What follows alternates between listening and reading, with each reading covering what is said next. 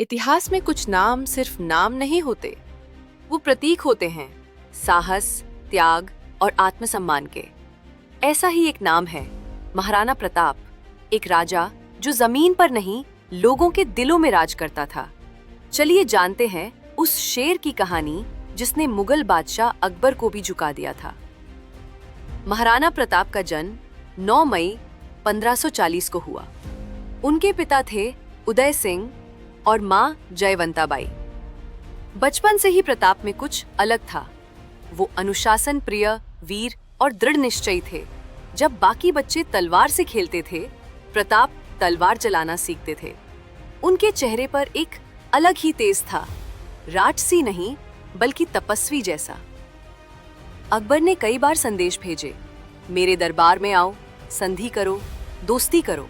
लेकिन प्रताप का उत्तर सीधा था, हम मेवाड़ को झुका नहीं सकते। एक बार अकबर का दूत मान सिंह राजसी वस्त्र पहनकर मेवाड़ आया। प्रताप ने उसे घास की बैठने की जगह दी और भोजन में घास की रोटी। ये संदेश था, हमारे आत्मसम्मान की कोई कीमत नहीं। 21 जून 1576, हल्दी घाटी का युद्ध। महाराणा प्रताप के पास सिर्फ 20,000 सैनिक और अकबर की ओर से 80,000। लेकिन रणभूमि में प्रताप शेर की तरह गरजे।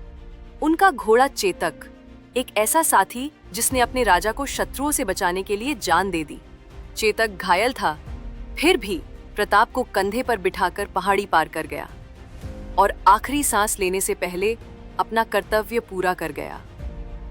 युद्ध के बाद प्रताप को जंगल में शरण लेनी पड़ी। परिवार भूखा था, लेकिन प्रताप झुके नहीं। रानी और बच्चों ने घास की रोटियां खाईं। अकबर ने मदद का हाथ बढ़ाया, सुरक्षा, महल, धन सब देने को तैयार था। लेकिन प्रताप ने इनकार कर दिया। उन्होंने कहा, मैं मिट्टी में मर जाऊंगा पर किसी सम्राट की कृपा नहीं लूंगा। धीरे धीरे प्रताप ने एक एक करके अपने राज्य के किले वापस जीते। अकबर का सपनों का भारत प्रताप की तलवार के आगे टूट गया। उन्होंने चावंड को राजधानी बनाया, नया किला बनवाया, खेती को बढ़ावा दिया।